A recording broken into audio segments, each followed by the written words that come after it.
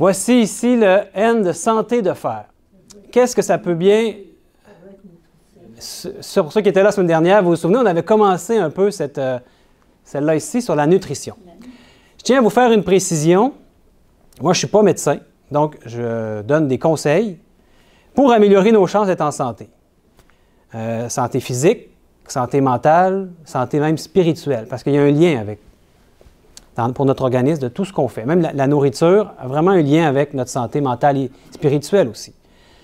Moi, j'ai une formation en sciences et technologies des aliments. Donc, c'est un sujet que j'ai étudié à l'université. J'ai étudié la nutrition à l'université, mais je l'ai étudié beaucoup par moi-même. C'est vraiment là que j'ai appris le plus, parce que c'est un sujet qui me passionne, surtout la nutrition.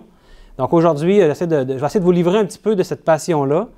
Je vais partager avec vous le fruit de mes recherches, de mes études depuis les 20 dernières années. Donc, je pense qu'à la fin de l'atelier, si on a des symptômes, vous savez, quand on a des symptômes de la maladie, c'est parce que notre corps est en train de nous parler. On l'a dit la semaine dernière. Hein, c'est un signal d'alarme que notre corps nous donne de dire « Hey, il y a quelque chose il y a un abus que tu fais peut-être, ou il y a quelque chose que tu as négligé. » Puis ce cours-là ici, c'est des lois simples, mais qui sont tellement importantes. Plusieurs des symptômes que vous allez avoir par la suite, vous allez pouvoir vous-même vous auto-diagnostiquer en quelque sorte. Bon, bien sûr, pour des troubles majeurs de santé, c'est recommandé d'aller voir le médecin, mais des petites choses, vous allez dire « Ah, j'ai mal à la tête, qu'est-ce qui fait? Qu'est-ce qui se passe donc? Pourtant, j'ai bien mangé. Ah, je me suis couché bien trop tard. » Je suis en train de vous donner un scoop. Une des lois de la santé, ça va être le repos. On va le voir plus tard. Mais vous allez pouvoir ça va vous aider à comprendre qu'est-ce qui se passe dans votre corps et vous allez pouvoir diagnostiquer plusieurs de vos problèmes avec chacune des premières lettres de santé et de fer sont une loi de la santé. Donc, bien sûr, je vous recommande de consulter des professionnels de la santé si vous avez des troubles persistants, des problématiques de santé. Puis, on va prendre les questions à la fin, si vous voulez bien, pour pouvoir aller rondement. Il y a beaucoup de matériel aujourd'hui. Puis, gardez vos questions en tête, prenez-les en note si vous voulez, c'est la meilleure chose à faire. Donc, la semaine dernière, on avait commencé ici comment rechercher une alimentation végétalienne édénique. On avait vu la pyramide alimentaire végétalienne. On avait commencé à voir ça la semaine dernière. On avait dit que la base de notre alimentation devrait être ici les grains complets. Donc, les céréales, les grains complets. Ça devrait être ça qui est la base de notre alimentation. C'est ça qu'on devrait consommer en plus grande quantité. C'est là qu'on va aller chercher beaucoup de nos nutriments. Et quand on parle de céréales complètes, pensez-vous que ça, c'est des céréales complètes? Là, je ne vais pas faire de propagande, de marque ou rien de ça, ou parler contre... Bon, toutes les compagnies font du pain blanc, du pain brun, on appelle, ou du pain de blé entier, ou du pain intégral, pain de céréales complètes. On peut venir un peu mêler avec ça. Ça ici, c'est un pain blanc. Puis moi, je fais souvent le test du pain. Là, bon, en épicerie, faites pas ça, vous allez vous faire mettre dehors, mais quand tu es capable de faire ça avec un pain, là, voyez-vous qu'il ne reste pas grand-chose. Hein? Fait que, qu'est-ce qui arrive, c'est qu'on prend de la farine, puis on va parler tantôt du raffinage des aliments. Quand on raffine de la farine pour en faire de la farine blanche, elle est débarrassée de son germe et de son enveloppe, le son. Il reste quoi? Il reste qu'à l'intérieur du grain, c'est de l'amidon. Et de l'amidon, on sait que c'est du glucose. Hein? Dans notre bouche, on a des enzymes, l'amylase, qui coupent l'amidon en morceaux. Puis quand il l'a coupé, c'est quoi? C'est du glucose, c'est du sucre. Donc, quand vous mangez du pain blanc, c'est pratiquement comme manger du sucre. Dès que c'est passé votre bouche, c'est comme du sucre. Donc, qu'est-ce qui arrive? Ça fait monter le niveau de la glycémie, le niveau de sucre dans le sang, très rapidement. Puis, est-ce que ça nous soutient pendant longtemps? Non, malheureusement, ça ne nous soutient pas pendant tellement longtemps. Et quelques minutes plus tard, on a encore faim. Et là, on va manger quelque chose d'autre. Souvent encore, ça peut être une pâtisserie, ça peut être quelque chose qui ne va pas nous soutenir. Donc, ici, j'en ai un pain, moi j'aime bien celui-là, Ézéchiel 4,9 en plus. Un verset de la Bible. Mais il y a un verset de la Bible qui dit comment faire du bon pain. Et là, lui, écoute, je force là. Il y a de la substance. Mais moi, c'est mon test à moi. C'est pas scientifique du tout. C'est simplement pour vous faire rire un peu. Mais je trouve quand même que c'est un pain qui a de la substance. Puis quand on regarde les éléments nutritifs de ce pain-là, je vais vous les montrer tantôt, vous allez voir, il y a de la soutenance, il y a des fibres. C'est ça qu'il faut rechercher. Excusez-moi. Ça aussi, c'est des céréales, des shredded wheat. Il y en a plusieurs sortes sur le marché, des céréales, soit des flocons de grains entiers ou il y a vraiment... Si vous prenez des Rice Krispies, regardez le nombre de quantité de fibres, c'est zéro. Les quantités de protéines, il n'y en a presque pas dans les Rice Krispies. Mais dans des céréales complètes comme ça, ici, je regarde 7 grammes dans une portion de 47 grammes. Vous allez me dire, c'est quoi 47 grammes? Est-ce qu'il faut que j'en mange un gros bol? Bien, j'ai pesé chez moi 47 grammes. Regardez, c'est pas beaucoup. 47, ça, c'est une portion. Ça donne 7 grammes de fibres. C'est quand même bien, 7 grammes de fibres. Ça en prend 25 et 30 par jour pour bien fonctionner. Donc, ça, c'est une bonne sorte de céréales. Donc, les céréales complètes. Et ensuite, qu'est-ce qu'il y a sur notre pyramide alimentaire? Les fruits, les légumes. Ici, il recommande 3 à 5 portions, mais moi, puis il est écrit « ou plus ». Mais vous pouvez vraiment aller plus que ça c'est certain. Donc, mangez-en des fruits.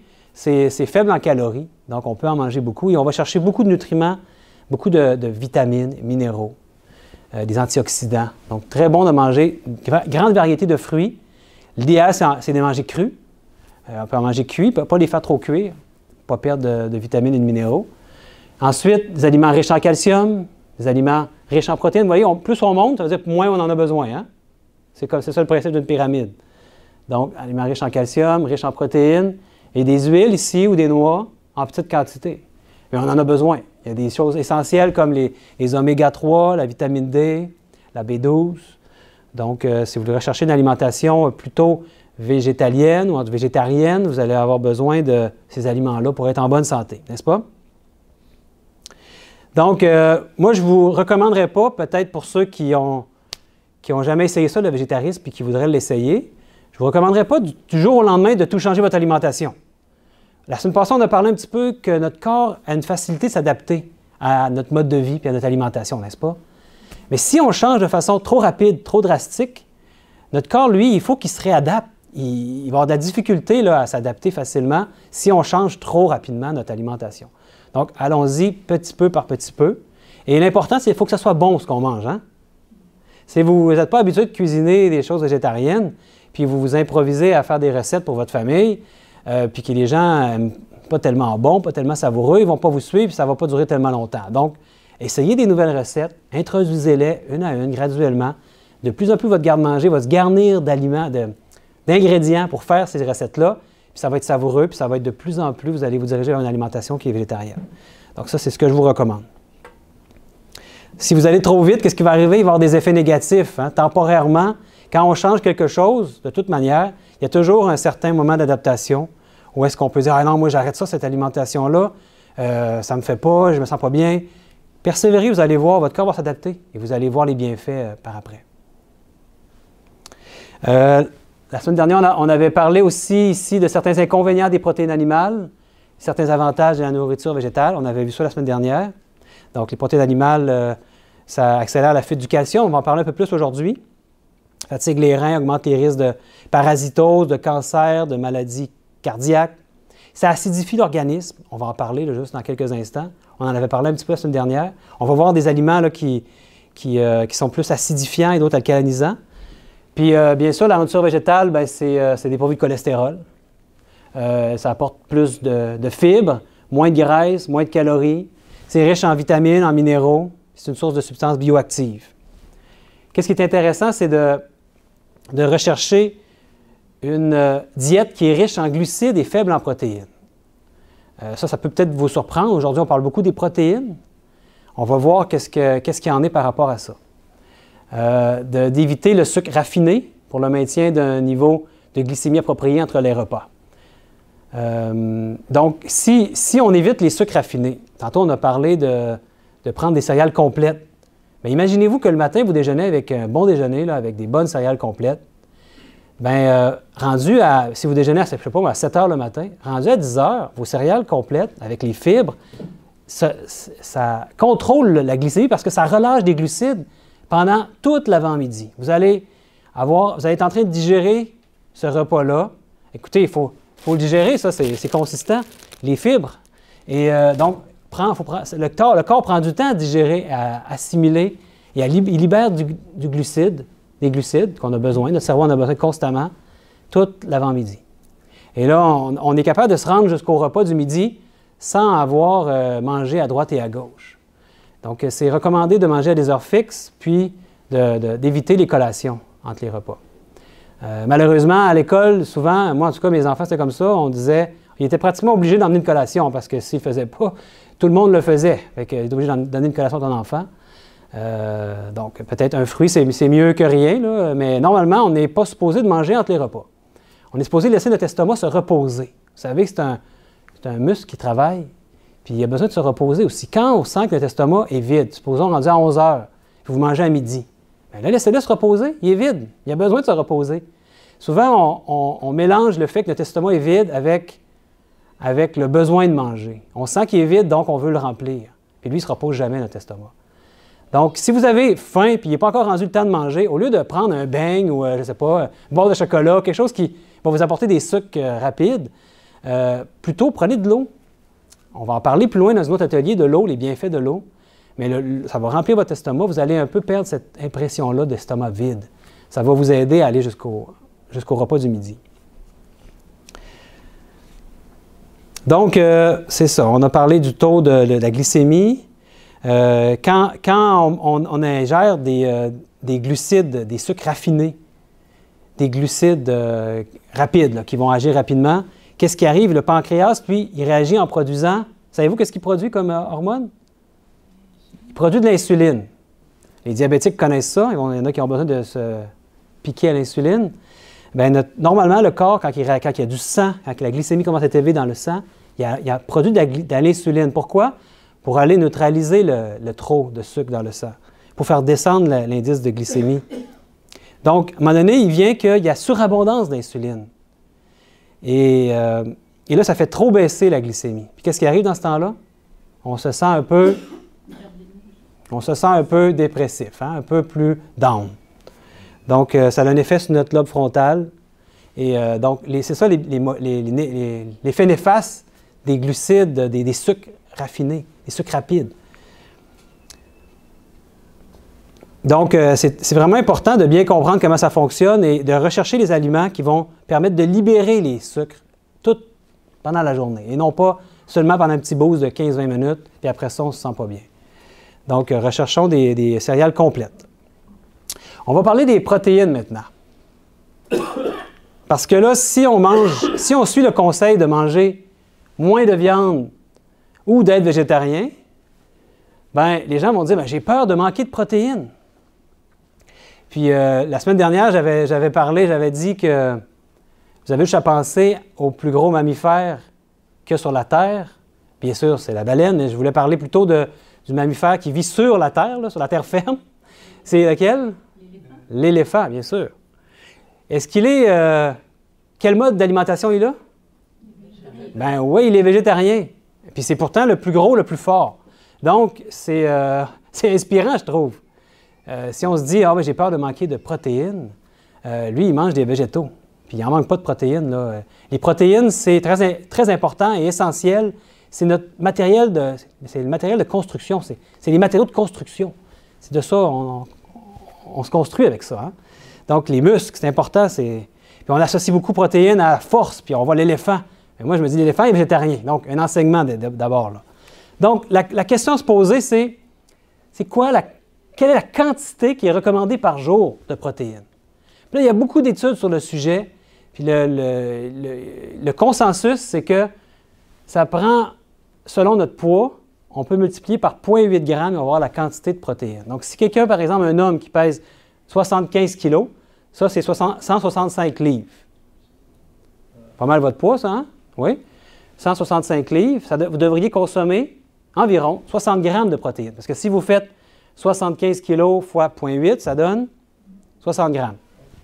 60 grammes de protéines par jour. Donc, ça représente quoi, ça, 60 grammes de protéines par jour? Hein? C'est ça la bonne question aussi. Si vous regardez une pièce de viande de bœuf, par exemple, de 100 grammes. 100 grammes, c'est pas énorme. Une petite pièce de viande. Ça représente 30 grammes de protéines. C'est environ 30 %. La plupart des viandes, là, grosso modo, c'est autour de ça, 30 % de protéines dans la viande. Donc, vous pouvez vraiment le voir comme ça. Une petite pièce de viande, environ 30 grammes de protéines. Vous avez déjà atteint la moitié de votre journée avec juste une petite pièce de viande. Fait que manger 2 pièces de viande, là, faites une petite gourmandise, vous en avez déjà pas mal assez. Là. Donc, vous pouvez en manger plus. Mais qu'est-ce qui arrive quand on en mange plus de protéines? Les protéines qu'on mange, qu'on a de trop, est-ce qu'on peut les accumuler? Ben non. On en a besoin tous les jours des protéines. C'est essentiel. Qu'est-ce qui arrive quand on en prend trop? Ben là, on est obligé de les éliminer. Où est-ce que ça s'élimine, ça, les protéines? C'est les reins. Donc, c'est pour ça qu'on dit que ça fatigue les reins. Souvent, les gens qui mangent de la viande, c'est difficile de s'en tenir à des tout petites portions, puis on dépasse souvent la quantité. Vous savez, le Canadien moyen consomme plus du double de protéines qui est recommandé. Donc, 120, 130 grammes par jour de protéines que le Canadien moyen consomme. Il y en a trop, il en consomme trop de protéines. Puis aujourd'hui, ce qui est populaire, moi je sais, je travaille dans l'industrie alimentaire, c'est faire des produits avec des protéines en plus. On ajoute des protéines dans l'aliment qu'on est déjà habitué de consommer. Comme si c'était la santé, les protéines, c'est la force. Hein? Et c'est vrai qu'on a besoin de protéines, mais comme toute chose, il ne faut pas en avoir trop parce qu'on fatigue nos reins. L'autre chose aussi qui est important, bon, bien sûr, si vous êtes un athlète, je reviens un petit peu, vous avez fait beaucoup de sport, beaucoup d'exercices, vous faites de la musculation, vous entraînez pour les Olympiques, bien, vous avez besoin de plus de protéines. Parce que là, vous construisez des muscles, puis ça vous en prend pas mal plus que quelqu'un qui est plutôt sédentaire. Notre mode de vie nord-américain, européen est plutôt sédentaire. Hein? Si vous entraînez, vous faites de l'exercice à tous les jours, consommez plus de protéines, bien sûr. Mais en général, on n'a pas besoin de tant de protéines que ça. Une autre chose intéressante aussi, peut-être pour ceux qui ont la conscience environnementale, ça c'est une petite parenthèse, vous savez que pour produire 1 kg de viande, ça prend 7 kg de céréales. Donc, ce n'est pas très efficace. 1 kg de bœuf, là, de viande de bœuf, ça prend 7 fois plus de céréales pour produire 1 kg de bœuf. Et la quantité d'eau, avez-vous une idée quelle quantité d'eau ça peut prendre? C'est démesuré. Environ 15 000 litres d'eau pour produire 1 kg de viande. Avez-vous imaginé combien d'eau ça prend? Donc, ce n'est pas très bon pour la planète non plus. Donc, c'est peut-être une autre raison pour faire des bons choix. On en parle beaucoup de l'environnement de nos jours. Moi, ce n'est pas le choix que j'ai. C'est pas pour cette raison-là que je suis devenu végétarien, mais c'est quand même un avantage. C'est sûr que si la classe moyenne qui commence à... On commence à avoir une classe moyenne en Chine, si tout ce monde-là décide de manger de la viande comme nous, on en mange ici en Amérique du Nord, imaginez la pression sur l'environnement, on ne pourra jamais produire tout ça. Si on prenait les terres, puis ça prend beaucoup de terre hein, pour le fourrage et pour faire paître les troupeaux. Imaginez toute cette terre-là pourrait servir à produire des aliments pour les humains. Donc, c'est une petite parenthèse que je voulais faire pour votre petite conscience environnementale. On va voir maintenant des exemples concrets. Là, on est dans un atelier. Hein? Donc, le pain que je vous ai montré tantôt, vous connaissez ça, le tableau nutritionnel?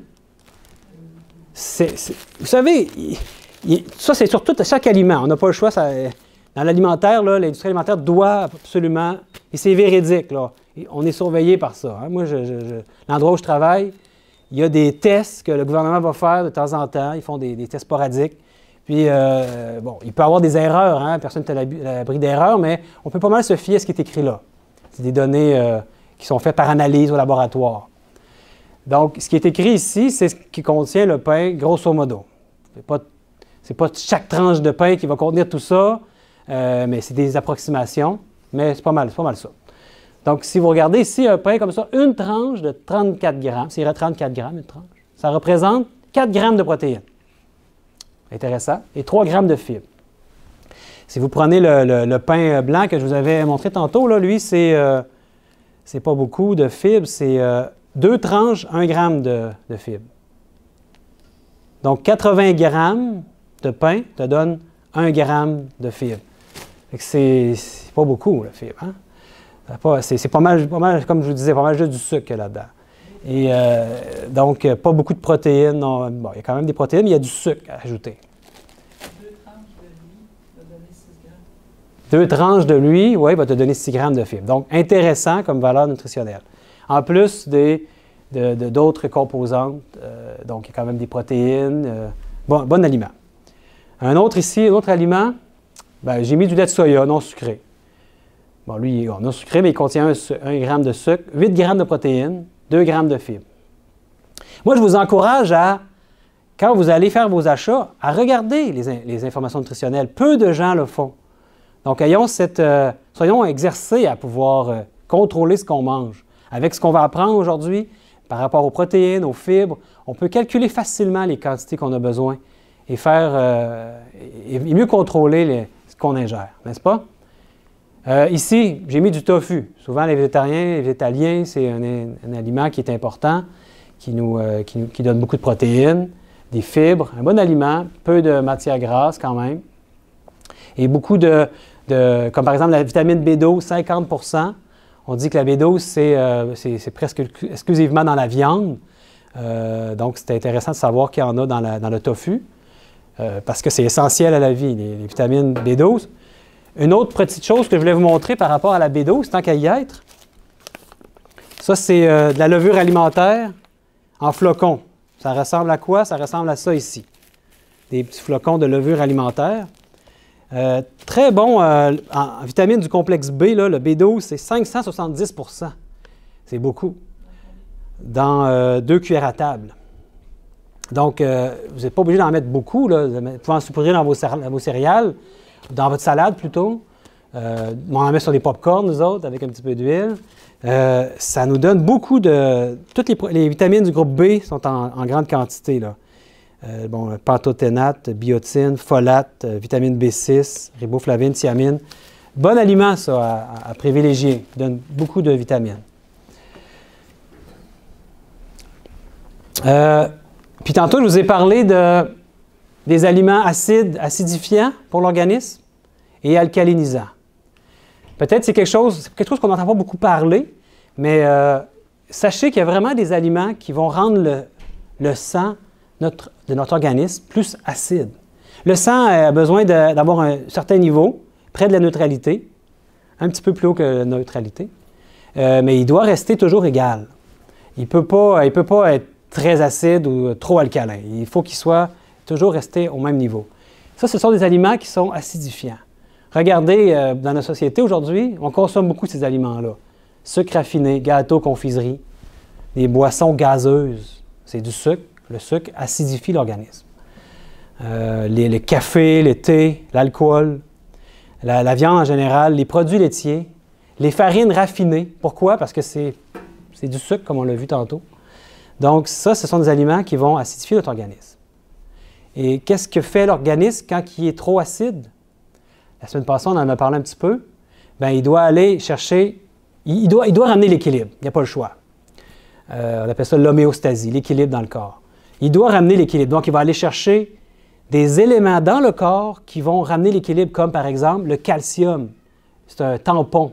Il va ramener le pH. Il va tamponner le sang. Il va chercher où le calcium dans l'organisme? Dans les os. Il va décalcifier les os pour aller tamponner. Donc, à un moment donné, on commence à avoir de misère avec nos os. Ça peut amener l'ostéoporose. Vous voyez comment c'est étrange, hein? On dit aux gens de prendre des produits laitiers pour lutter contre l'ostéoporose, et pourtant, quand on en prend, oui, on a du calcium dans les produits laitiers, mais le bilan est négatif au bout du compte parce qu'on acidifie l'organisme. Quels sont les aliments qui font le contraire, alcalinisent l'organisme? Bien, la plupart des fruits et légumes, finalement, hein, pommes de terre, ça, c'est ceux qui en ont beaucoup, qui sont plus du côté alcalin, là, de façon marquée. Bananes, carottes, oignons, citrons, avocats. Majorité des fruits et légumes, crus ou peu cuits, c'est meilleur. Le tofu. Citron, c'est surprenant, hein? Très acide en bouche, mais quand on le digère, alcalinisant pour l'organisme. Donc, qu'est-ce qu'on doit rechercher? Bien, l'équilibre acido-basique. Les aliments suivants sont plutôt équilibrés. Donc, les noix fraîches, les haricots verts, le pain de seigle complet, les céréales complètes, plutôt équilibrés comme acido-basique. Oui, on avait parlé la semaine dernière que le lait est fait pour le veau, et on n'est pas des veaux. On devrait, à un moment donné, se sevrer du lait, et donc ça va nous aider pour le côté acide de notre organisme. On a parlé de l'ostéoporose un petit peu. Et donc, il faut aussi savoir que le calcium dans les produits laitiers est moins assimilable que le calcium dans les végétaux. Donc, il est assimilé dans les produits laitiers en hauteur d'environ 30 à 35 %. Vous allez me dire, c'est pas mal, mais les calcium végétal assimilé entre 50 à 74 %. Donc, on va en assimiler plus. Bien évidemment, il y en a moins dans les produits végétaux que dans les produits laitiers, mais au final, vous allez être gagnant à cause de l'effet que je vous ai parlé là, de fuite de calcium.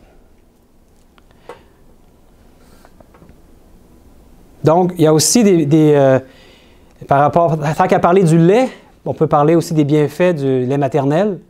Il n'y a pas de personnes qui ont des enfants en bas âge ici, mais bien sûr, le meilleur aliment pour le nourrisson, c'est le lait de la mère. Quand c'est possible, parfois il peut y avoir des situations où c'est difficile pour la mère, mais autant que possible, c'est vraiment l'aliment de choix. Il est fait vraiment pour le bébé. Les proportions de protéines, de glucides, de lipides sont vraiment faits pour le nourrisson. Et ça augmente ses défenses immunitaires, ça prévient les allergies, ça contribue au développement intellectuel du nourrisson.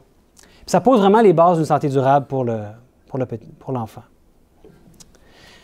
Un sujet qui est vraiment important maintenant que je voudrais vous amener, ce sont les fibres alimentaires. On en a parlé déjà un peu par rapport au pain. Les fibres, c'est des sucres, mais c'est des sucres complexes. Puis ils se trouvent dans les végétaux. Vous n'avez pas de fibres dans la viande. Je ne sais pas si vous saviez ça.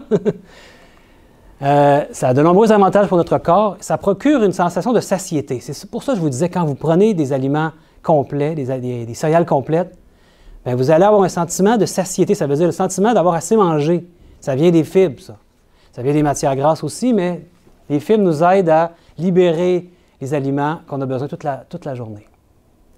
Donc, vous savez qu'il y a deux catégories de fibres, des fibres solubles et des fibres insolubles.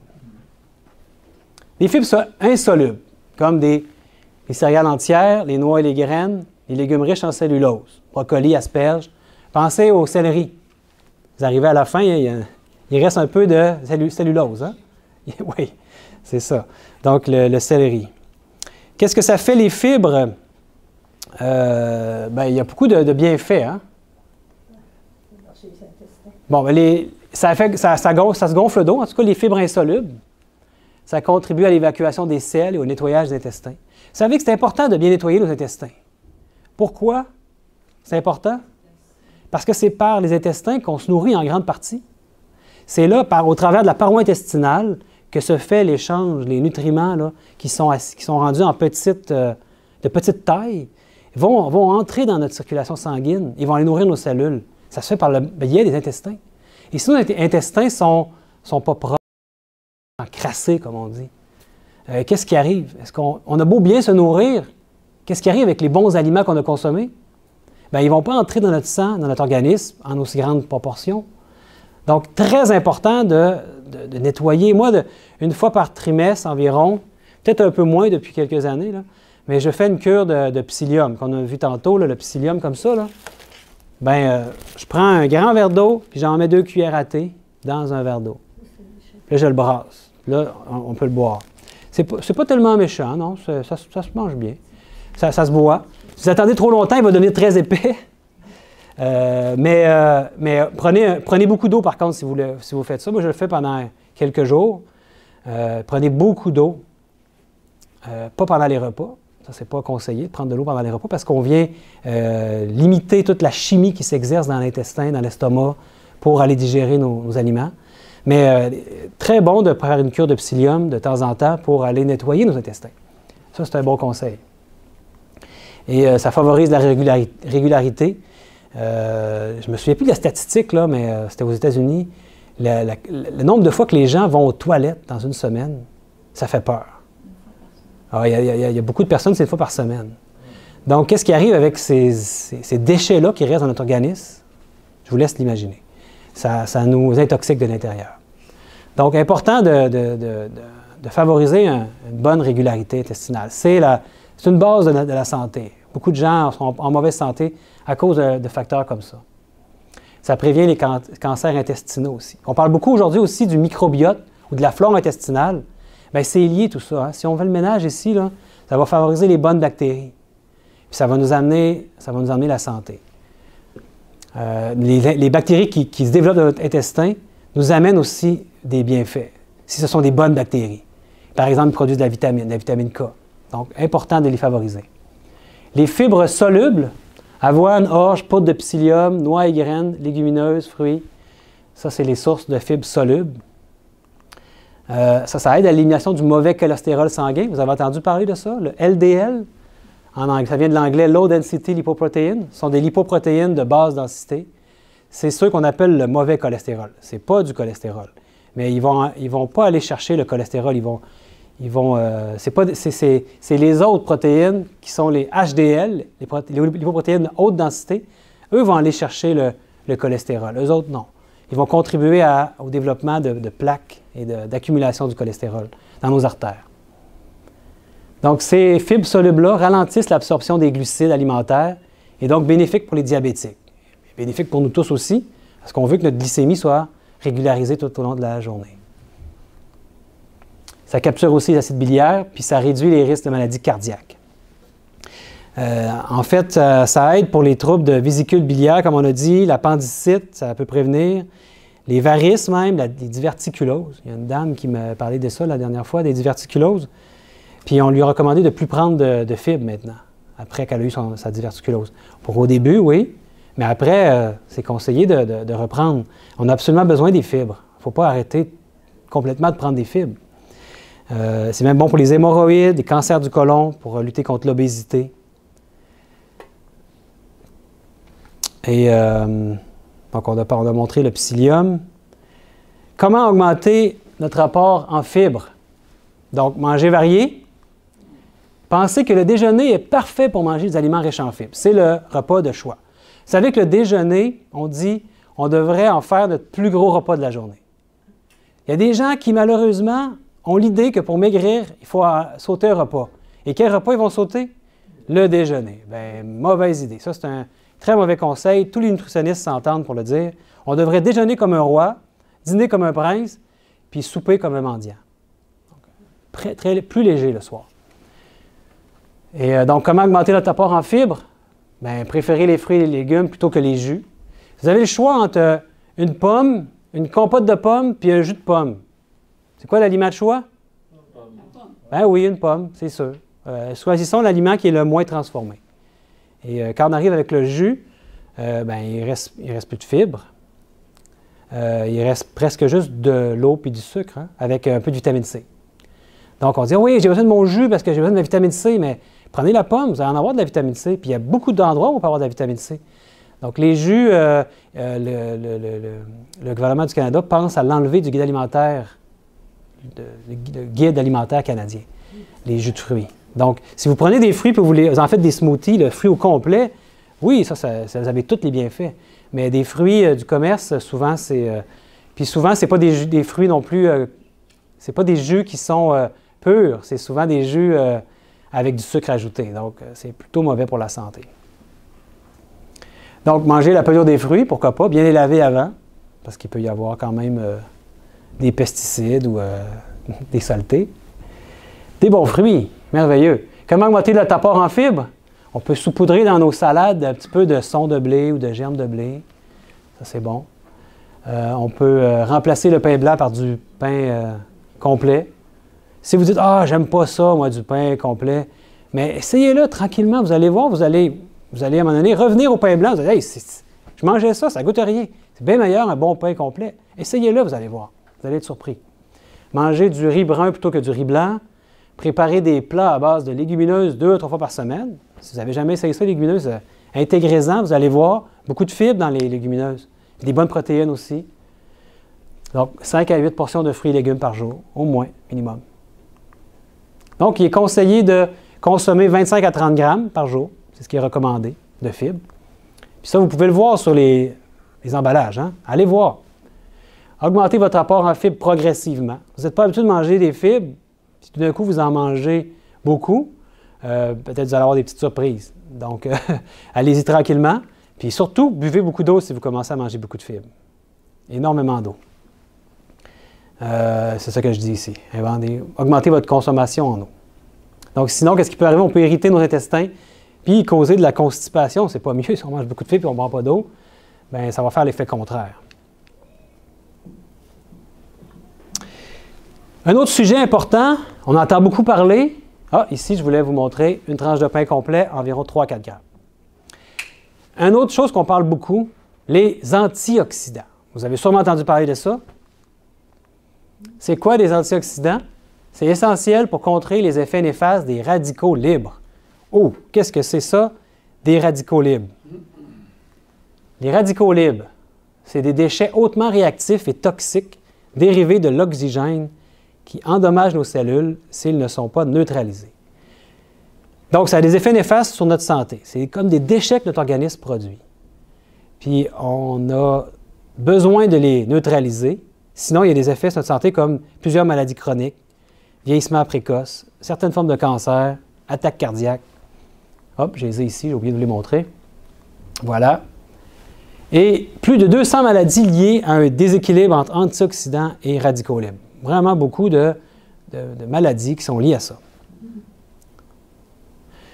En fait, quand on pense à un antioxydant, on peut penser à oxydation, un antioxydation. Hein? L'oxydation, vous connaissez sûrement l'oxydation du fer. On appelle ça comment? La rouille. La rouille, ben oui. C'est quoi qui cause ça? Ben l'oxygène, oxyde le fer. Puis on met de la peinture pour la protéger. Donc, l'oxygène, c'est un élément fortement corrosif, autant pour le fer que pour notre corps. Oui, l'oxygène, on a parlé tantôt des bienfaits d'oxygéner notre corps, mais en même temps, l'oxygène, qui est si vital pour nous, nous détruit à petit feu, en quelque sorte. Elle nous fait vieillir, on s'oxyde continuellement. Et c'est pour ça qu'on se dégrade de plus en plus. On est en état d'oxydation. Donc, prévenir l'oxydation ou la réduire, c'est sûrement une bonne idée. Comme on veut prévenir la rouille sur un automobile, n'est-ce pas? Ça vous va? Donc, d'où proviennent les radicaux libres? Une bonne question, hein? Oui, hein? Bien, d'abord, dans notre corps, notre mécanisme, notre métabolisme énergétique, ça veut dire quand on a besoin de se réchauffer, notre corps produit de la chaleur, brûle de l'oxygène, bien, ce mécanisme-là, de métabolisme-là, en partant, génère des radicaux libres. Qu'on le veuille ou non, ça se génère. La fumée de tabac aussi, ça en ajoute de plus. Les rayons UV, donc une trop longue exposition au soleil, ça amène des radicaux libres dans notre organisme. Plusieurs polluants alimentaires, pesticides, additifs, des polluants de l'environnement aussi. La fumée de cigarette contient une grande part d'oxyde d'azote. Les gaz d'échappement aussi des voitures, puis autres polluants. Tout ça, ça nous amène des radicaux libres. Donc, ça serait une bonne idée de consommer des aliments qui iraient lutter contre cette oxydation-là. Qu'est-ce qui arrive avec d'autres organismes, comme par exemple l'orange, elle? Qu'est-ce qu'elle a développé, l'orange, pour lutter contre l'oxydation? Ben oui, l'antioxydant, qu'on parle beaucoup, la vitamine C, c'est une molécule antioxydante. C'est quoi son rôle dans le jus d'orange?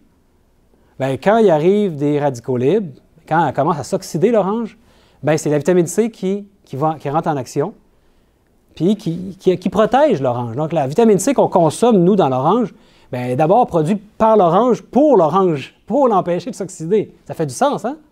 Donc, quand vous prenez du jus frais, vous avez plus de vitamine C qu'un orange, mettons, qui a déjà fait son travail, il n'y a plus beaucoup d'antioxydants dedans.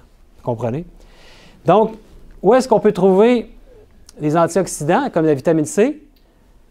Dans les agrumes, les fraises, les melons, les kiwis, vous avez plusieurs aliments qui contiennent de la vitamine C. La vitamine A aussi, c'est un antioxydant. Carotte, hein, c'est bien connu, mais aussi tomates, abricots, pêches, melons, choux, épinards. Vous voyez qu'il y en a qui se recoupent. Hein? Fait qu'il y a des bons aliments qu'on devrait mettre dans notre diète régulièrement. Et la vitamine E, c'est bien connu aussi, la vitamine E, c'est bon pour la peau en plus. Dans le blé entier, noix, huile végétale. La vitamine E, ça fait partie de ces vitamines qui sont liposolubles. Donc, qui vont s'accumuler dans les tissus graisseux. D'autres antioxydants. Ici, on a le zinc, qu'on peut trouver dans le pain complet, les noix, les légumes verts. Les polyphénols, on a parlé un petit peu la semaine dernière, ça, c'est ce qui donne la couleur aux fruits et aux légumes. c'est souvent la pelure hein, qui est très riche en polyphénol. Donc, on dit aux gens de consommer du jus de raisin. On dit aux gens de consommer de l'alcool ou du vin. Hein? En fait, c'est plus le jus de raisin dans le vin qui est protecteur à cause des polyphénols qui se retrouvent en grande quantité dans le raisin. Donc, si vous voulez avoir les bienfaits quand on dit de prendre du vin, bien, prenez plutôt du raisin. Vous allez avoir vraiment, là, vous allez aller à la source. Vous allez vous protéger de l'oxydation avec ça. Le sélénium, ça c'est peu connu, le sélénium. C'est un métal en très petite quantité, minéral en petite quantité, mais qui est essentiel. Vous savez que notre corps, comme l'orange, on fabrique nous-mêmes nos propres antioxydants. Notre corps en fabrique. Saviez-vous ça? Bon, il y a un nom long de même, là, il y en a plusieurs, mais un que je connais, c'est le glutathion peroxydase. Pour fabriquer cette molécule-là, ça prend quoi? Du sélénium. Puis si on est en carence de sélénium, ben on n'en produit juste pas. Fait qu'on n'a pas notre propre protection contre l'oxydation si on se prive de sélénium. Parce que c'est en petite quantité, mais il est essentiel à la production de cet antioxydant-là naturel qu'on a dans notre corps. Les noix de Brésil, c'est ce qui en contient le plus. Vraiment plus que toutes les autres. C'est quoi des noix de Brésil? J'en ai ici, oui. C'est ça, les noix de Brésil. En plus, c'est bon, hein? Vous avez déjà goûté à ça? C'est vraiment bon. Donc, ici, j'ai mis les informations. Regarde, sélénium, 70 % dans 5 noix. Ça dépend des sols. Hein? Il y a des endroits où il y a plus de sélénium, dépendant de l'endroit où il est cultivé. Moi, j'avais lu dans d'autres études, là, c'était 50 microgrammes par noix, pour une noix. Et la quantité minimum recommandée, c'est ça, 50 microgrammes par jour. Donc, pas obligé d'en consommer beaucoup. Hein? Les noix, si vous regardez ici, la quantité de calories dans 5 noix, 130. Et 13 grammes de gras. Donc, c'est quand même riche en matière grasse. Donc, très important, les noix, d'en consommer tous les jours, mais des petites quantités. Ça, c'est important. Il ne faut pas en faire... oui, c'est bon au goût, là, mais il ne faut pas en manger trop. Donc, en consommer pour aller produire notre propre antioxydant. Donc, la recommandation, c'est quoi? Consommer des noix avec modération, mais varier, puis un petit peu tous les jours. Et aussi de consommer des céréales complètes. Une bonne recommandation. Puis surtout, des fruits et légumes frais répartis en 5 à 6 prises, donc 5 à 8 portions par jour. Donc, c'est important de consommer beaucoup de fruits. On va parler maintenant d'un autre sujet, les aliments raffinés. On a déjà parlé un petit peu de la farine blanche, qui est vraiment le raffinage du grain de blé pour arriver à faire un aliment qui est raffiné qui a une belle couleur blanche. C'est pourquoi qu'on a fait des aliments raffinés comme ça. C'est des aliments traités et dénaturés. C'est apparu au milieu du 20e siècle. On peut se ramener dans le temps de la Deuxième Guerre mondiale. Ils essayaient de trouver des méthodes de production des aliments pour pouvoir les stocker pendant longtemps. Si vous avez de la farine non raffinée, de blé, elle va s'oxyder rapidement. Elle va devenir rance. Vous savez, c'est quoi rance? C'est quand ça s'est oxydé, là, ça sent mauvais. C'est un peu comme la peinture ou les solvants. Bien, c'est plus consommable après, c'est méchant, personne n'en veut. Donc, quand on enlève la partie dans l'enveloppe du grain puis le germe, bien, il y a beaucoup moins d'oxydation. C'est rendu juste presque de l'amidon. Puis là, bien, ça ne s'oxyde plus. On peut le stocker dans des réservoirs pendant 6 mois, pendant longtemps en tout cas. Donc, ils cherchaient à augmenter la durée de stockage de certains aliments. Et ils ont développé des méthodes comme ça dans l'industrie. Donc, le but, c'était d'enlever les impuretés, avoir une belle apparence. Hein. Les gens aimaient ça, avoir une belle pâtisserie toute blanche, hein, toute uniforme, pas des petits grains au travers. Donc, c'est aussi pour l'apparence, malheureusement. Puis, pour prévenir l'altération, comme je l'ai dit, pour stocker plus facilement. Donc, c'est sûr que c'est plus coûteux à produire. Hein. Moi, je suis déjà allé visiter des meuneries, là, comme à Montréal, il y a des grosses meuneries sur le bord de l'eau. Vous avez peut-être déjà vu ça, des gros silos là, de grains. Puis, ils ont tous les équipements là, pour raffiner le grain, puis en faire une farine blanche. Puis souvent, après, qu'est-ce qu'ils font? Les gens, maintenant, ont compris que ça nous prenait, que la farine blanche, c'était moins bon pour la santé.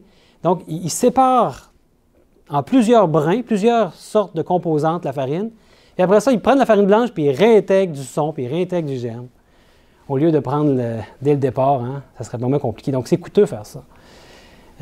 Puis ben, ça fait en sorte aussi que les aliments qu'on consomme qui sont très raffinés, ben, ils sont pauvres en vitamines puis en minéraux. C'est moins bonne qualité d'aliments. Des exemples. Ici, par exemple, les céréales raffinées. Regardez ici qu'est-ce qui se passe pour 100 graines de grains secs. Les calories, pas mal pareil. Les glucides, pas mal pareil, mais vous arrivez aux protéines, il y en a moins. Lipides, il y en a moins. Puis les fibres, regardez comment il n'y en a pas beaucoup. Il n'en reste presque pas. Donc ça, c'est pas très bon. Si vous regardez maintenant les différents minéraux, il y en a beaucoup moins. C'est assez dramatique pour certains. Et pour les vitamines aussi, il y en a beaucoup moins. Donc on se prive beaucoup de vitamines et minéraux et des bonnes qualités d'un aliment quand on consomme. Une autre chose qui est raffinée aussi, le sucre. On pourrait consommer du sucre de canne. Le mieux, c'est de consommer des sucres naturels dans nos aliments. Mais si vous avez besoin de mettre du sucre dans un dessert, par exemple, un petit peu de dessert qu'on peut manger, bien, c'est mieux de préférer du sucre de canne ou de la cassonade, mais beaucoup plus de sucre de canne, parce que regardez le sucre blanc. On a enlevé tout ce qui... On a en fait un aliment pur. Il ne reste presque plus rien dedans. C'est pour ça qu'il est tout beau, tout blanc. Hein? Il n'y a plus de couleur. C'est ça. C'est un aliment chimiquement pur, ou presque. Il n'y a presque plus rien dedans. Tandis que si vous regardez ici, les 80 mg de magnésium dans du sucre de canne, 55 mg de phosphore, il y a quand même certaines valeurs, là. Bon, c'est quand même du sucre, hein? Je ne vous dis pas demain matin de manger beaucoup de sucre de canne, c'est pas ça que je dis, mais on voit un peu que les aliments raffinés, qu'est-ce que ça apporte, hein? Le sel aussi, raffinage du sel. On a transformé un produit de composition très variée en minéraux et un produit qui est varié en minéraux. On en a fait un produit qui est chimiquement pur. Vous savez, c'est quoi du sel? NaCl, chlorure de sodium. Bien, c'est ça que c'est. Il n'y a plus rien d'autre dedans. Le sel de mer est beaucoup meilleur pour la santé. Le sel de mer, il n'est pas traité par une batterie de procédés physiques ou chimiques. Il contient une quantité importante des minéraux suivants. Je l'ai écrit ici. Magnésium, calcium, potassium, soufre. Quand même, ce n'est pas des quantités négligeables. Puis il y a beaucoup d'autres minéraux aussi qui se retrouvent à l'état de traces. Donc, le sel de mer, on peut dire que c'est plus un aliment il n'est pas chimiquement pur comme le NaCl, comme une fois transformé. Donc, le sel de mer est préférable. C'est pas beaucoup plus cher, puis ça vaut la peine de mettre ça dans votre garde-manger. Autre chose qui est raffinée, l'huile. On extrait de l'huile par chauffage, pressage à haute température, plus de 1000 degrés Celsius. C'est vraiment des hautes températures dans l'industrie alimentaire qu'on utilise pour extraire l'huile. Pour aller chercher des rendements vraiment meilleurs, on a besoin d'aller avoir des hautes températures comme ça, puis de presser plusieurs fois. Puis on utilise des solvants comme de l'hexane. Puis il ne reste pas grand-chose après. Donc c'est difficile d'éliminer toutes les traces de solvants. Il en reste toujours des petites traces. Les hautes températures modifient la composition de l'huile aussi. Ça détruit la vitamine E. Ça crée des radicaux libres. Ça augmente la formation d'acides gras trans. Donc, qu'est-ce qu'on devrait rechercher? J'en ai emmené ici une recherchée de l'huile extra vierge de première pression à froid. Ça en est un exemple ici. Huile d'olive extra vierge, extraction à froid. Vous avez déjà vu ça? Il y en a qui ont des goûts plus subtils, comme celui ici qui est écrit délicat. Goût délicat.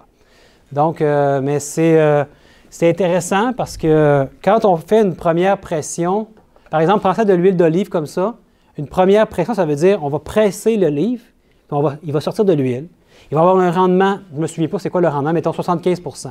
Il reste encore de l'huile dedans, mais ils ne vont pas le represser une deuxième fois, puis une troisième fois, puis une quatrième fois pour aller chercher 95 % de l'huile. Donc, c'est pour ça qu'elle coûte plus cher un peu, parce qu'on veut avoir de l'huile de première pression. Qu'est-ce qui arrive si on prend de l'huile de deuxième pression? Il va avoir des composés comme la partie céreuse de l'olive qui va se retrouver dans l'huile. Et c'est des composantes qui sont moins bonnes pour la santé. Donc, vraiment, la première pression, quand on fait ces techniques-là, c'est la meilleure huile qu'on peut aller chercher. Elle est extra vierge parce qu'elle ne contient pas de plusieurs composantes qui la rendent moins intéressante comme valeur pour la santé. Et donc, à froid aussi parce que ça préserve l'huile. Donc, c'est une concession. l'industrie a développé des techniques pour aller chercher le plus de rendement possible, mais pas nécessairement pour notre santé. C'est mieux de rechercher une huile de première pression à froid pour aller chercher vraiment toute la bonne valeur d'une huile. On entend parler beaucoup des matières grasses. Je ne peux pas parler de nutrition sans parler de matières grasses, n'est-ce pas? Il y a beaucoup de choses par rapport à ça. Quand on fait une diète, on veut éliminer le gras. Bon, du gras, est-ce qu'on en a besoin? Ben oui, on en a besoin. Hein? Oui, il y a des bons gras, il y a des moins bons gras. Cette huile-là ici que je vous ai présentée, c'est une bonne huile. Bon, c'est certain que c'est pas à en consommer à tous les jours comme si c'était de l'eau, hein? Mais des petites quantités, dans certaines recettes, oui. Oui. Claude nous dit dans du popcorn. Oui, vous faites du popcorn à la maison, mettez un peu d'huile d'olive. Après ça, vous prenez ça ici, de la levure alimentaire, vous en mettez dedans, puis là, vous brassez. Puis là, c'est tellement bon. Pardon? Avec un peu de sel de mer, oui. Hey, vous écoutez bien, c'est bon? Puis là, est-ce que c'est bon au goût? Oui, ça vous donne une bonne qualité d'huile. On va voir qu'est-ce que ça donne comme bonne qualité, hein, des oméga 3. On va voir aussi, bien, on a vu tantôt les vitamines B12 qu'on va aller chercher, vraiment bon pour la santé. Donc, les matières grasses, qu'est-ce qu'on peut dire à ce sujet-là? On peut réduire les risques d'une crise cardiaque en réduisant sa consommation de gras à 30 des calories. La consommation moyenne en Amérique du Nord est de 42 des calories. Est-ce qu'on en consomme trop? Oui. Puis même, la Fondation américaine de la santé recommande une consommation de seulement 20 à 25 des calories quotidiennes. C'est ce qu'ils recommandent, eux. Qui, ça? La Fondation américaine de la santé, bon, je pense que j'ai oublié un mot, c'est la santé du cœur.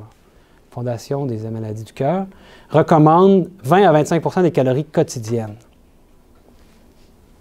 Donc, tantôt, on a vu le tableau nutritionnel. Vous avez vu, on a regardé les lipides, hein? Les matières grasses, lipides. Puis on avait vu qu'il y avait certaines quantités. On avait vu 1 gramme, c'était dans quoi? Donc, je pense que c'était dans, je ne me souviens plus dans quel aliment. Bon, c'est pas grave.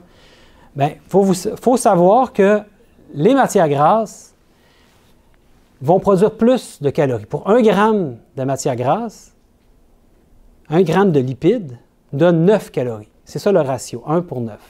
Les protéines, les glucides, c'est environ la moitié, 4,5. 1 gramme de glucides va nous donner 4,5 calories. 1 gramme de protéines va nous donner 4,5 calories. Donc, vous pouvez calculer comme ça ce que vous mangez, comment vous allez atteindre de calories.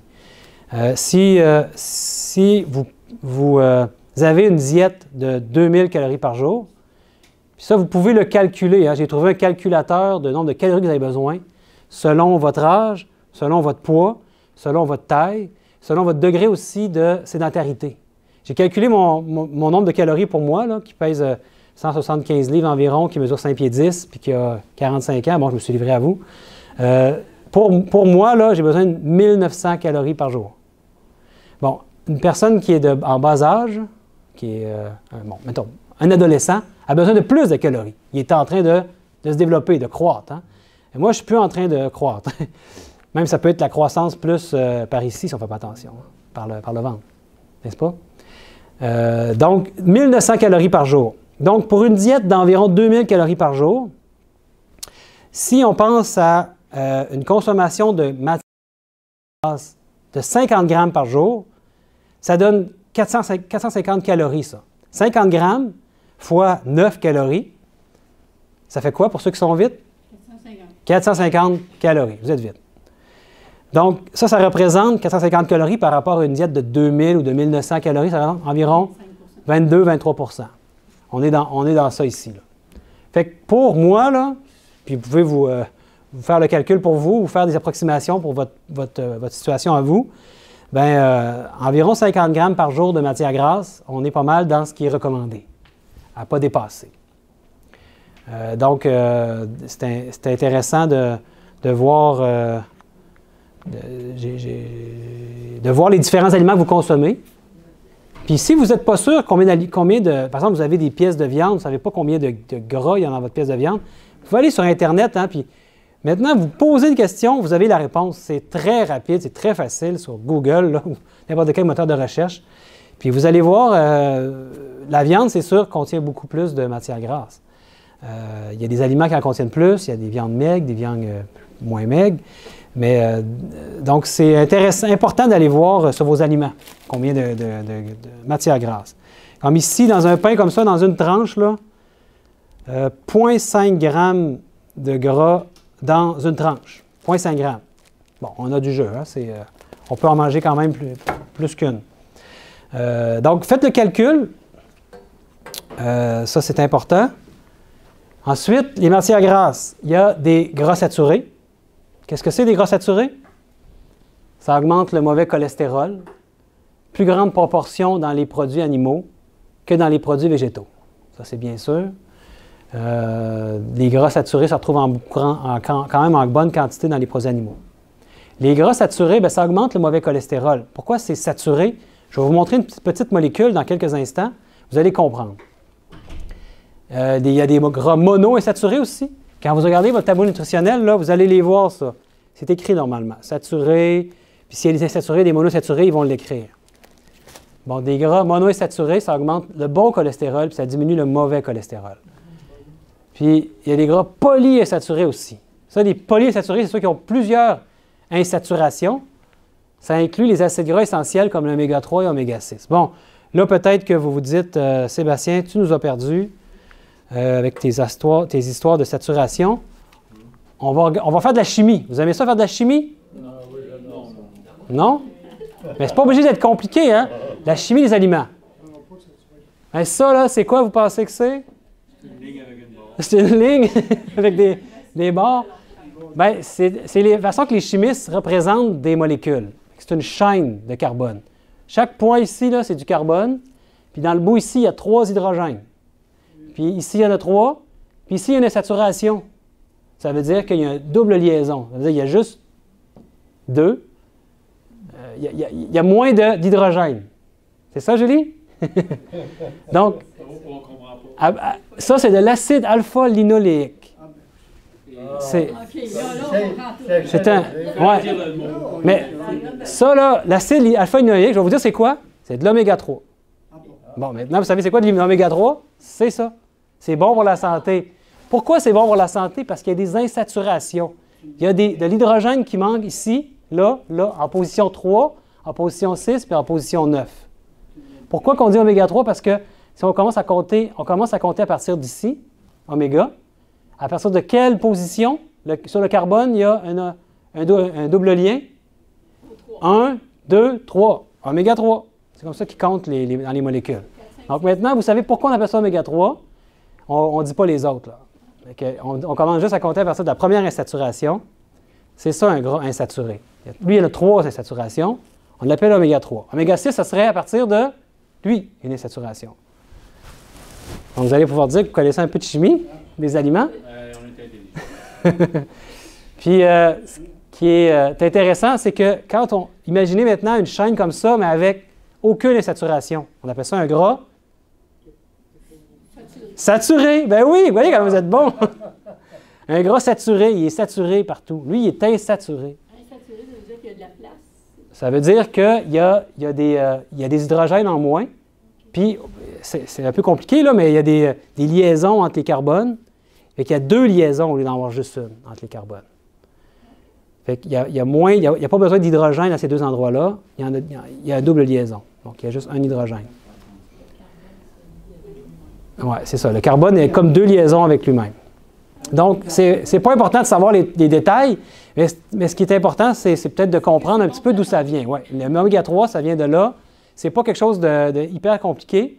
Mais pourquoi on dit qu'il y a des gras polyinsaturés?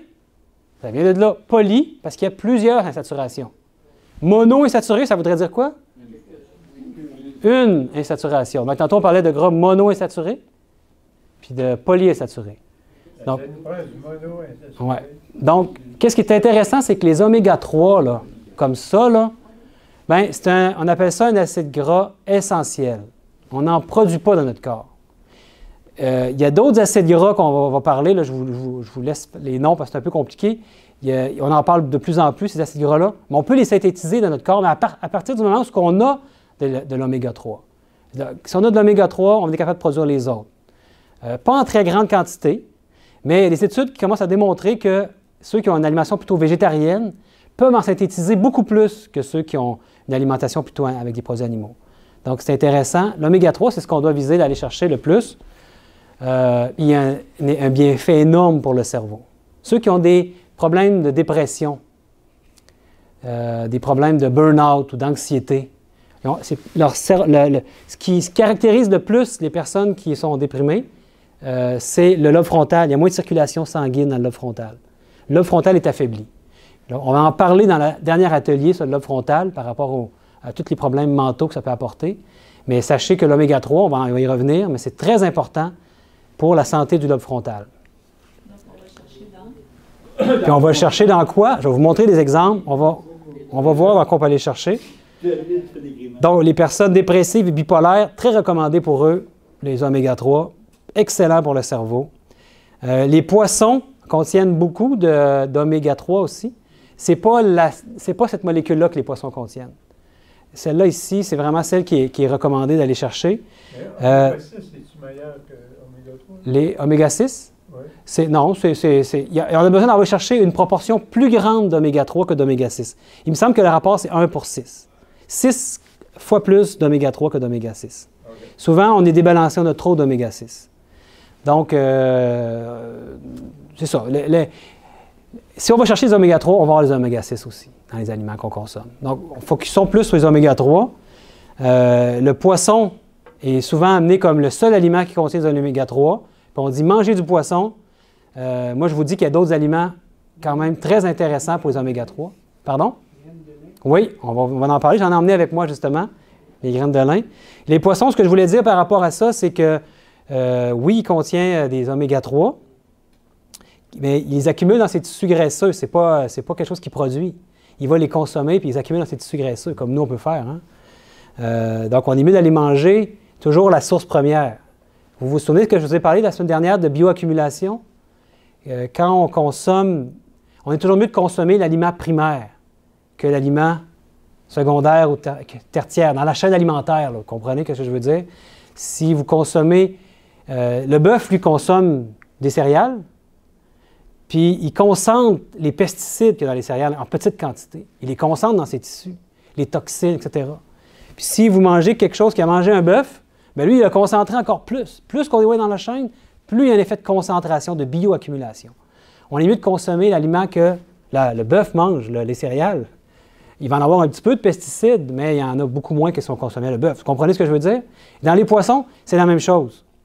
Vous savez, les eaux aujourd'hui sont quand même pas mal polluées. Hein?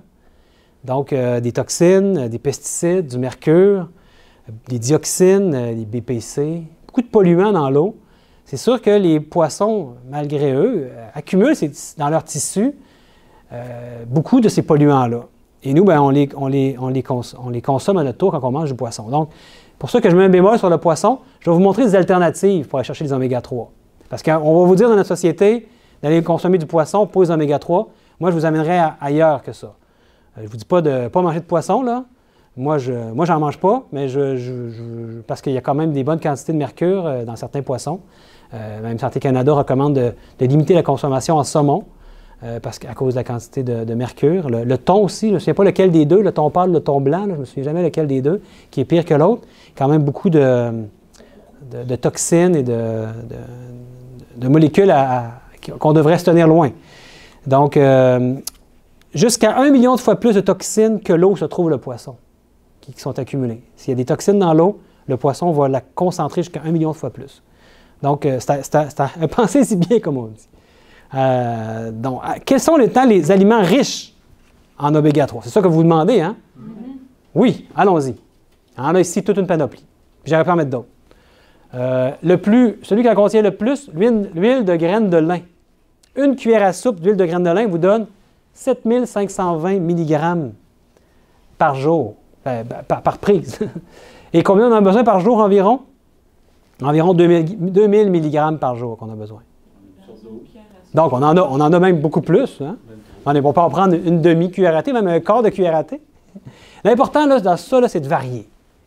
Moi, je mange beaucoup de graines de lin, des graines de lin moulues, une cuillère à soupe, 1470. C'est quoi des graines de lin? C'est ça ici, c'est pas gros, hein? C'est une petite graine. Mais si vous la consommez comme ça, en graines, sans la moudre, bien, vous n'allez pas aller chercher beaucoup d'oméga 3. Parce que le corps va plutôt va pas être capable d'aller la moudre. Le corps, il n'y a pas de pierre qui moud. Hein? Bon, il y a des dents, on réussit à en récupérer un petit peu, mais pas beaucoup. Donc, métastomat ici. Pardon?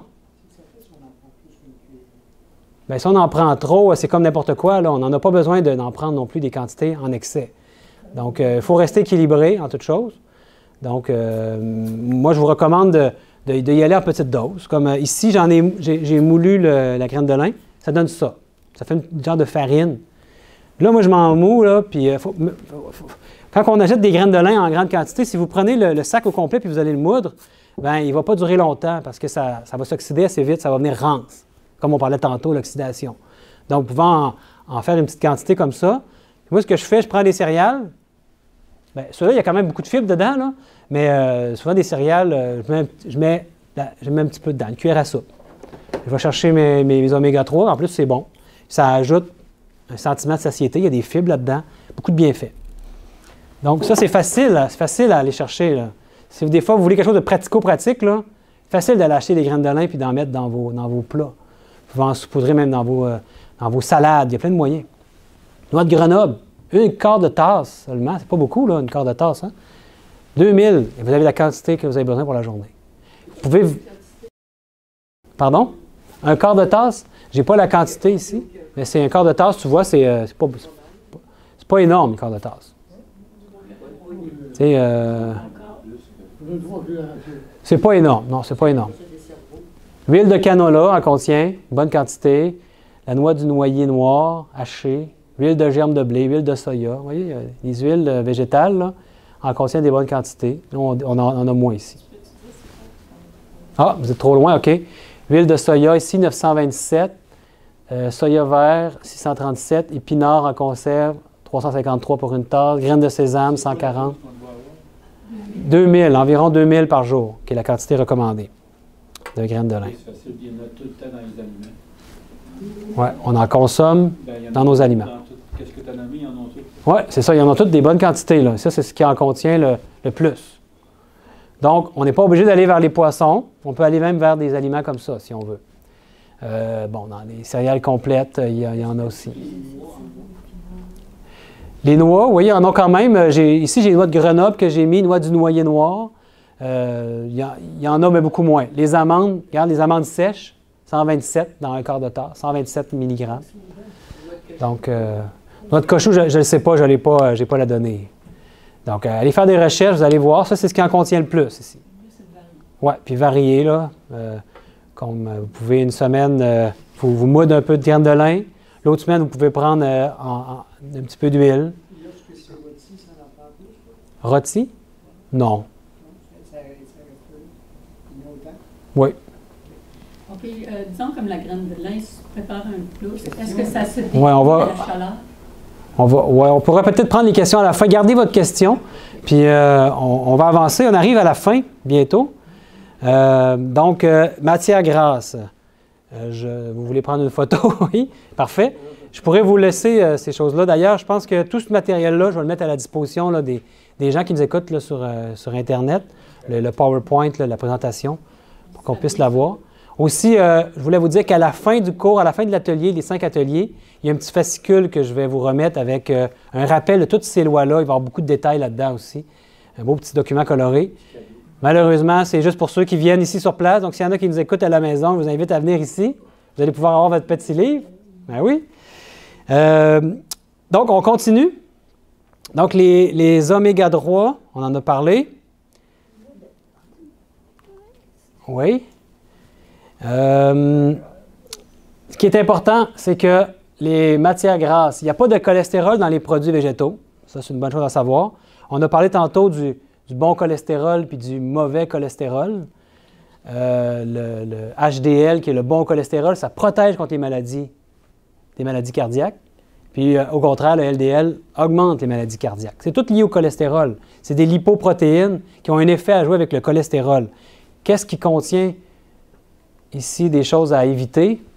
Les œufs, le lait entier, les abats, la charcuterie, le fromage gras, la viande, bœuf, porc et autres contiennent du cholestérol. Donc, on en entend beaucoup parler de cholestérol. Les noix contiennent beaucoup de HDL, bon cholestérol, on appelle, hein, les lipoprotéines à haute densité. Les noix en contiennent beaucoup. Mais toutefois, on disait à ne pas en consommer trop des grandes quantités, pas plus de 30 grammes par jour. Parce que c'est très calorique aussi, hein, c'est riche en matières grasses. Les oméga 3 qu'on a parlé tantôt, bien, ça stimule le bon cholestérol, les HDL. Comment comprendre ça ici? Ici, on a une petite image, des fois, ça nous aide à saisir cette histoire-là de bon ou mauvais cholestérol. La HDL, comme on a dit, c'est les lipoprotéines à haute densité. C'est ça qui est le bon cholestérol. Ici, vous avez du HDL. C'est comme un petit camion Ben, là.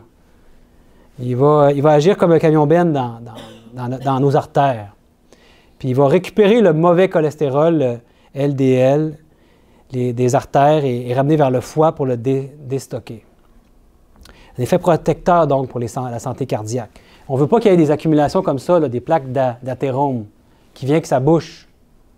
Donc, si on favorise les protéines, les HDL, le bon cholestérol, bien, on va s'aider, on va vraiment aider ici dans nos artères à ce que ça ne s'accumule pas. Donc, les oméga 3 aussi, nécessaires pour ça. Les HDL aussi ont un effet anti-inflammatoire qui est très bon pour votre cœur. Donc, 7 étapes pour s'habituer à une diète faible en gras. Donc, on va les envoyer en rafale, éliminer la viande rouge, porc, bœuf, agneau, lard. De plus en plus, les nutritionnistes recommandent de le limiter et même de commencer à... puis je le vois, là, les statistiques à chaque année de consommation de viande rouge, en tout cas, c'est en baisse. Les gens commencent à comprendre le message.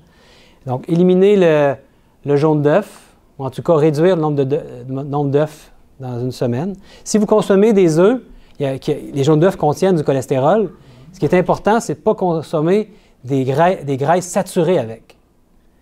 Parce que ça va faire ce que je vous ai dit tantôt, là. Ça va aller déposer dans les artères, le gras saturé. Donc, il faut consommer des bons, par exemple des fruits avec, ou quelque chose qui ne contient pas des noix. Ça pourrait être bon aussi, oui. Donc, remplacer aussi le beurre par la margarine. Une bonne étape pour s'habituer à une diète faible en gras. Parce que là, on veut arriver à 20 à 25 de notre consommation par jour, hein, le pourcentage de gras. Donc, ça, c'est des étapes pour s'habituer à une diète faible en gras. Autre étape ici qu'on peut prendre, commencer aussi à réduire la consommation de volaille et de poisson. Passer du lait entier au lait 2 %, puis au lait 1 % et pourquoi pas, lait de soya. Il y a aussi du lait d'amande, si vous n'avez pas le lait de soya, ou il y a du lait de cachou, il y a du lait de... Il y a beaucoup de sortes de lait aujourd'hui. Hein? Ben, vanille. Oui, c'est sûr que quand on les prend, il faut regarder la quantité de sucre. Parce que ça devient à un moment donné une boisson sucrée. Donc, c'est pas comme une boisson gazeuse, ça c'est bien sûr, là, mais c'est à regarder dans un ensemble dans une journée. Je ne dis pas de ne pas en prendre, moi, des boissons sucrées, là, comme du lait de soya à la vanille.